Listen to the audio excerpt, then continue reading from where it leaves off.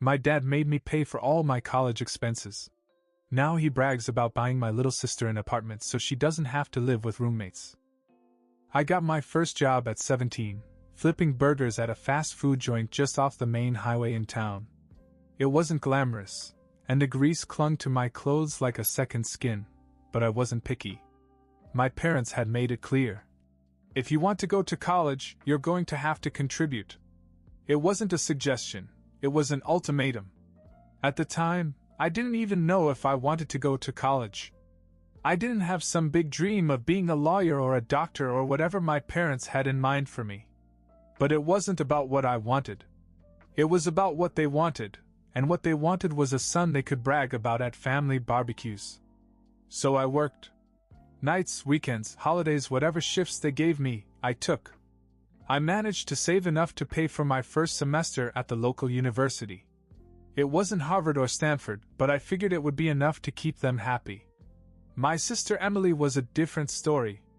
She's 4 years younger than me, the golden child. If you met her, you'd understand why my parents adored her. She's pretty, charming in that sweet but sly way, and she has this uncanny ability to make everyone think she's the victim, no matter what the situation.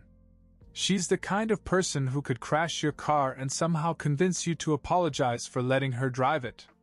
While I was pulling double shifts, Emily was busy complaining about her boring high school life.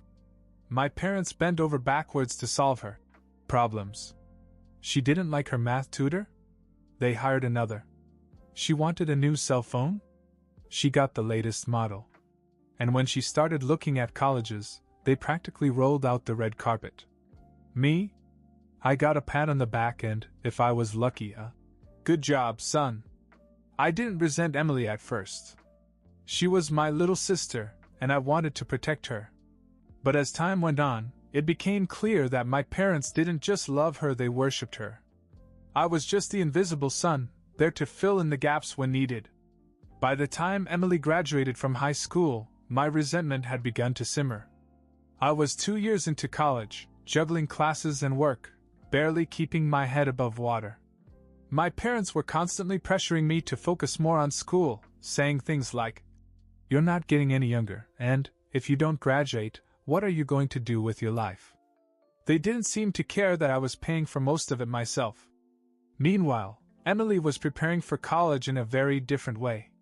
She'd picked a university about an hour away not because of the academics, but because she thought the campus looked cute. She wasn't worried about money, of course. My parents were footing the entire bill. But that wasn't the part that got to me. What really got me was the apartment. One day I came home after a brutal double shift, ready to collapse into bed. My parents were sitting in the kitchen with Emily, grinning from ear to ear. "We have some exciting news," my mother said, her voice dripping with enthusiasm. They'd bought Emily an apartment. Not rented, bought. "It's just a little place near campus," Dad added, as if that made it less outrageous. "You know, so she doesn't have to deal with noisy neighbors or those tiny dorms." I was stunned. I lived at home because I couldn't afford to move out. Every penny I earned went to tuition, books, and gas to get to campus. Meanwhile, they were dropping 6 figures on a cozy little pad for Emily because, what? She didn't like sharing a bathroom? Emily wasn't impressed, of course. She wrinkled her nose and said, "It's nice, I guess. But the kitchen's kind of small." I couldn't keep my mouth shut. "Are you serious? They just bought you a whole apartment, and you're complaining about the kitchen?" My mom gave me a warning look. "Don't start, Ryan. This is a big step for them. You should be happy that your sister has a good place to focus on her studies."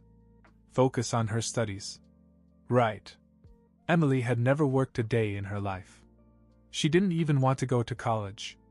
She only applied because my parents pushed her to, just like they pushed me. The difference was that Emily had the luxury of being a brat about it. I swallowed my anger and went upstairs, slamming the door behind me. I wanted to scream, to tell them how unfair it was, but what was the point? They just brushed it off like they always did. "You're overreacting, Ryan. Don't be so jealous, Ryan. Why can't you just be happy for your sister?" That night, I stared at the ceiling for hours, replaying the conversation in my head. I felt like a stranger in my own family. The apartment became the new center of attention. My parents couldn't stop talking about it, showing off pictures to relatives and neighbors like it was some kind of trophy. Emily, predictably, treated the whole thing like it was beneath her. "The walls are so bland," she whined one night. "And the couch you picked out is too hard. Can't we replace it?" I was sitting at the kitchen table, trying to eat dinner after a shift that had kept me on my feet for 9 hours straight. My father nodded as if her complaints were perfectly valid. "We'll take care of it, honey," he said. "Why don't you paint the walls yourself?" I blurted out, unable to hide my frustration. "It's your apartment, right?" Emily rolled her eyes. "I don't have time for this." My mom jumped in before I could answer. "Ryan, don't be rude. She's got enough on her plate with the move and starting school. You know how stressful it is for her." "Stressful?" "Sure. Because God forbid Emily should have to deal with anything remotely inconvenient." I pushed my plate away and went upstairs without saying another word. My room was the only place I could breathe. Even though it was small and cramped, it felt more like home than the rest of the house. I'd made it my own little sanctuary over the years, with posters, books, and the cheap second-hand desk where I studied. But lately, even my room wasn't enough. The next day, I was at work when my manager pulled me aside. "You're a hard worker, Ryan," he said, "but you've been looking burnt out lately. Is everything okay?" I nodded automatically. "Yeah, just school and stuff. I'm fine." But I wasn't fine. Between classes, work, and my family, I was stretched so thin I barely recognized myself. I felt like I was living someone else's life, going through the motions to make everyone else happy while completely ignoring what I wanted. The problem was that I didn't even know what I wanted. I had spent so long chasing my parents' approval that I hadn't stopped to think about what would make me happy. And then there was Emily. She was the sun my parents revolved around, and I was just a shadow in the background. No matter how hard I worked, no matter how much I sacrificed, I'd never be enough. This realization hit me harder than I expected. After that, I tried to keep my head down. Work, study, sleep, repeat. I figured if I just stayed out of everyone's way, I could get through college and eventually move out. Maybe I could even find a way to start over, to live a life that wasn't dictated by my parents' expectations. But it wasn't that easy. One Saturday afternoon, I came home from work, sweaty and exhausted, to find the house in chaos. Emily was screaming, my mom was trying to calm her down, and my dad was pacing the living room with that tight-lipped look he always got when something was bothering him. "What's going on?" I asked, dropping my bag by the door. Emily spun around, her face flushed with frustration. "Someone scratched my car." Her car. A brand new SUV that my parents had given her as a congratulations for getting into college. I didn't even own a car. I borrowed my mom's old sedan whenever I needed to get to campus or work. I went outside to look at the damage. Sure enough, there was a faint scratch on the side of the SUV. It wasn't deep, more of a nick than anything else, but you'd think someone had wrecked it the way Emily was acting. "This is going to cost hundreds to fix," she wailed. "Maybe next time you should park it in the garage," I said, not bothering to hide the sarcasm in my voice. Emily glared at me. "Are you saying this is my fault?" "No, I'm saying it's no big deal. It's a scratch, Emily.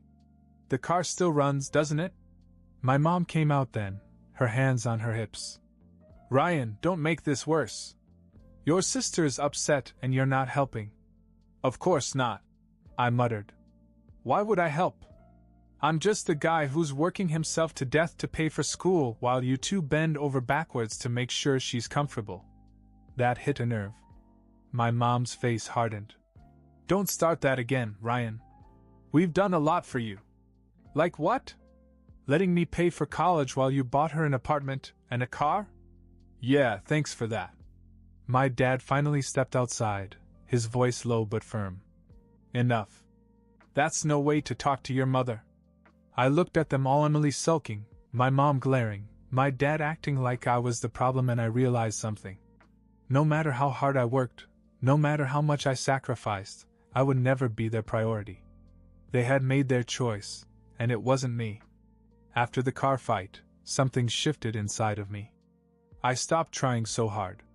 I still went to work, I still went to class, but my heart wasn't in it. I wasn't doing it for me, and I certainly wasn't doing it for them. It felt like I was stuck in this endless loop of disappointment, and I didn't see the point in beating myself up for people who didn't care. The breaking point came a few weeks later. I'd flunked a midterm in one of my core classes. I wasn't surprised. I hadn't had time to study between work and everything else. When I got home, my mother was waiting for me in the kitchen. "We need to talk," she said, her tone serious. I sat down and braced myself. "Your professor called," she began.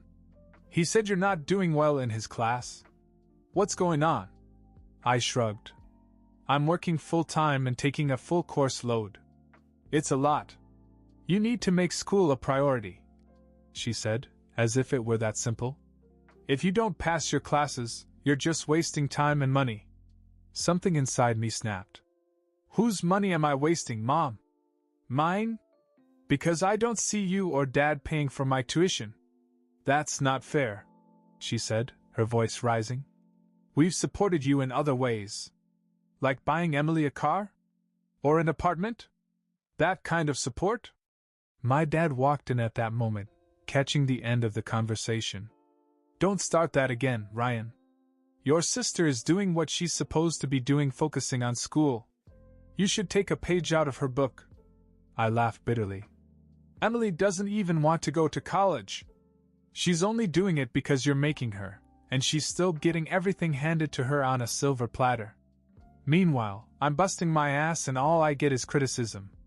"Watch your tone," my father said, his voice deep and threatening. "No, you watch your tone," I shot back, standing up. "I'm done. I'm done trying to please you. I'm done killing myself to live up to expectations I never agreed to. You want me to be like Emily? Fine.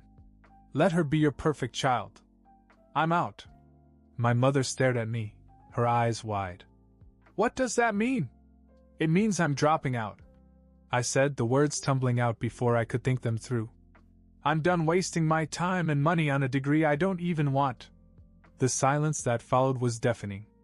My dad's face turned red, and my mom looked like she was about to cry. "You're a failure," my father finally said. "You're going to regret this. Look at your sister, she does everything right. You should take a lesson from her, not act like a spoiled brat." That was it. That was the moment I knew I couldn't stay. I left the kitchen without saying another word. My parents kept yelling after me, but I didn't care. I slammed the door to my room and sat on the edge of my bed, staring at the wall. My hands were shaking, my heart was pounding. I'd said it. I'd finally said it. Quitting wasn't a spur-of-the-moment decision, not really. I'd been thinking about it for months, but I'd never had the courage to do it. My parents' voices were always in the back of my mind, telling me I'd be a failure without a degree. But what was the point of a degree if it wasn't for me? Still, the reality of what I'd done began to sink in that night. I wasn't sure how I was going to make it, what job I'd get, where I'd live if my parents kicked me out.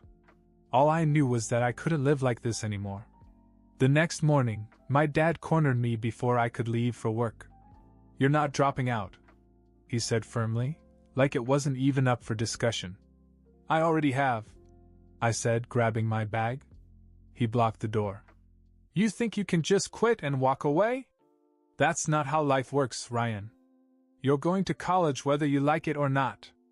Are you going to pay for it?" I asked, my voice dripping with sarcasm. "Because unless you plan to start writing checks, I don't see how you're going to stop me." His face darkened. "You're being selfish. Your mother and I have done everything for you, Dash." "For me?" I interrupted. "What have you done for me, Dad? Tell me, because all I see is you bending over backwards for Emily while I'm out here working myself into the ground." "That's enough," he snapped. "Your sister." "Yeah, let me guess," I said, cutting him off again. Emily deserves it. Emily's special. Emily does everything right. I get it, Dad. I've been getting it my whole life. But I'm not going to kill myself trying to compete for scraps of your attention anymore. I could see the anger in his eyes, but I didn't care. I pushed past him and walked out the door. When I got home from work that night, I found my mother waiting for me in the living room. She looked exhausted, like she'd been crying all day. "We just want what's best for you," she said quietly. "No, you want what's best for you," I replied, sinking into the couch. "You want a son to brag about. You don't care if I'm miserable as long as I look good on paper." "That's not true," she said, her voice shaking. "Then why don't you ever listen to me? I've been trying to tell you for years that I don't want this, and you just ignore it. All you care about is what you want." For the first time, she didn't argue. She just sat there staring. After that night, things were different at home, but not in a good way. My dad stopped talking to me altogether, except for the occasional grunt or glare when we crossed paths. My mom tried to keep the peace, but her version of peace was pretending nothing had happened. And Emily? She pretended I didn't exist. At first I thought it was her way of giving me space, but then I overheard her talking to one of her friends on the phone. She called me a quitter and said I was just jealous because Mom and Dad actually care about me. I shouldn't have been surprised, but it hurt more than I wanted to admit. I'd spent years defending her, sticking up for her when she screwed up, and this was how she saw me. The tension in the house became unbearable. I'd wake up early and leave before anyone else was up, just to avoid her. After work, I'd linger in my car, sitting in the driveway for 15 or 20 minutes, psyching myself up to go inside. Every time I opened the door, I felt like I was entering enemy territory. One night, a few weeks after the big explosion, my dad finally cornered me again. I was in the kitchen making a sandwich when he came in and leaned against the counter. "You can't stay here forever," he said bluntly. I froze, the butter knife in my hand hovering over the bread. "What does that mean?" "It means you're an adult, and adults don't get to mooch off their parents while they figure out their lives. If you're not in school, you need to get a real job and start paying rent.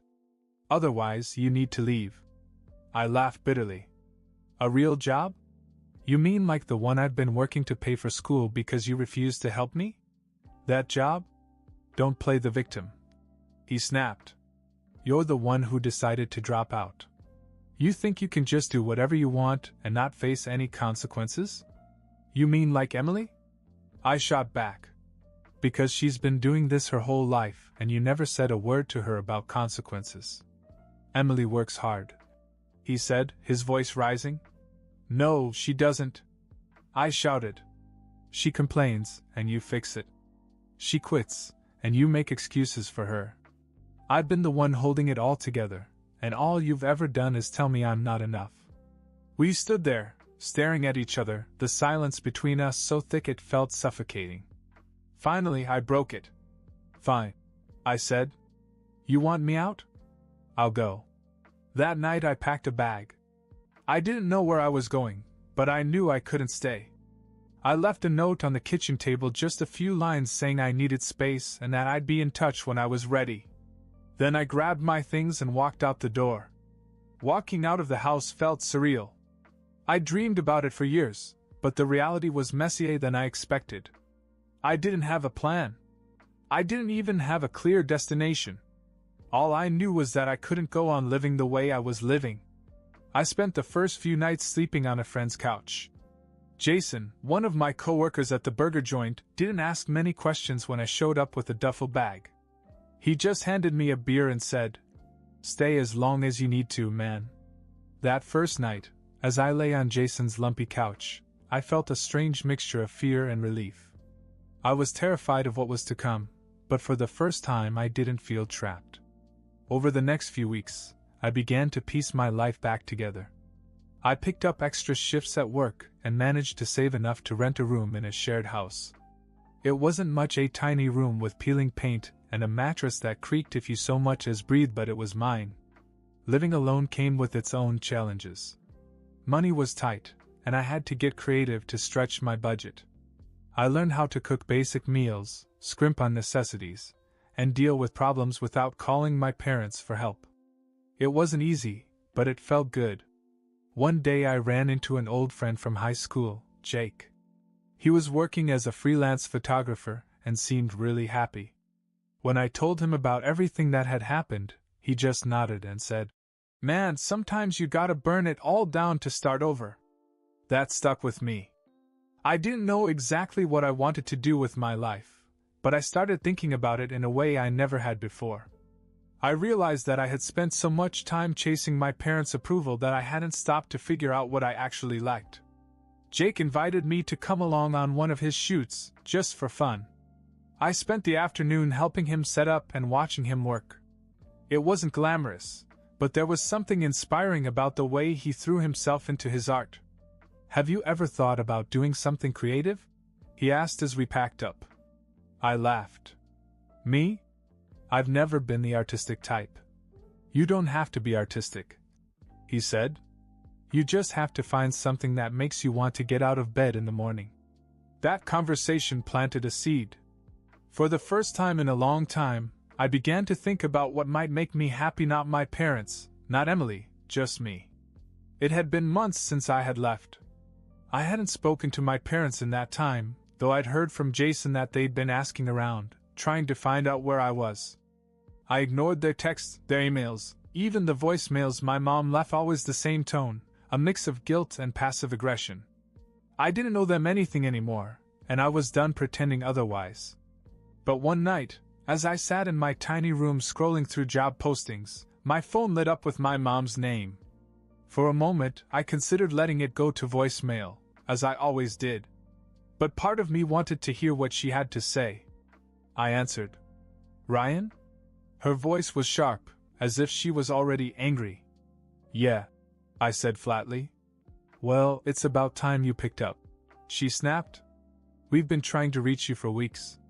Do you have any idea how worried we've been?" "I'm fine," I said, keeping my tone neutral. She sighed heavily, the kind of exaggerated sound she always made when she wanted me to feel guilty. "Your dad and I have been talking, and we think it's time for you to stop whatever it is you're doing and come home." "I'm not coming home," I said right away. "Ryan," she said, her voice firm, "this little stunt of yours has gone on long enough. You need to grow up and face reality. Life isn't about doing what you want. It's about responsibility." I laughed bitterly. "Responsibility?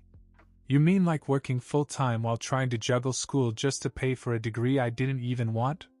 "Yeah, I've had my share of that. This isn't a joke," she snapped. "Do you have any idea what people are saying? Your father and I are embarrassed." "Embarrassed?" I cut her off. "Embarrassed that I finally stood up for myself? Or are you just mad that you can't parade me around anymore as your perfect son?" "Don't turn this around," she said, her voice rising. "You're being selfish, Ryan. Do you know how much we've sacrificed for you? And this is how you repay us? Running away and ignoring your family? Sacrificed?" I repeated, my voice sharp now. "You bought Emily an apartment and a car because she didn't want to share a dorm or take the bus. You gave her everything she ever asked for, and you didn't even flinch. Meanwhile, I was working double shifts just to keep up, and you couldn't care less. Don't talk to me about sacrifice." There was a pause, and then my father's voice came on the line. "We didn't call to argue," he said, though his tone made it clear he was ready to fight. "We called because you need to understand that this little rebellion of yours is going to ruin your life. You're throwing it all away, Ryan. You're a disappointment." Something inside me snapped. "Yeah, well, that's fitting, isn't it? You've been telling me I'm a disappointment for years. So why don't you stop wasting your time on a loser and focus on Emily? She's the one you care about anyway." "Don't say that." My mom started, but I didn't let her finish. "I'm done," I said firmly. "Don't call me again." And then I hung up. For a moment I just sat there, staring at the phone in my hand. My heart was pounding and my hands were shaking, but I didn't feel sad or guilty. I felt free. I knew it wouldn't be easy to cut them off completely, but for the first time I wasn't afraid. I didn't need their approval. I didn't have to prove anything to them. I was finally living life on my terms, and that was enough.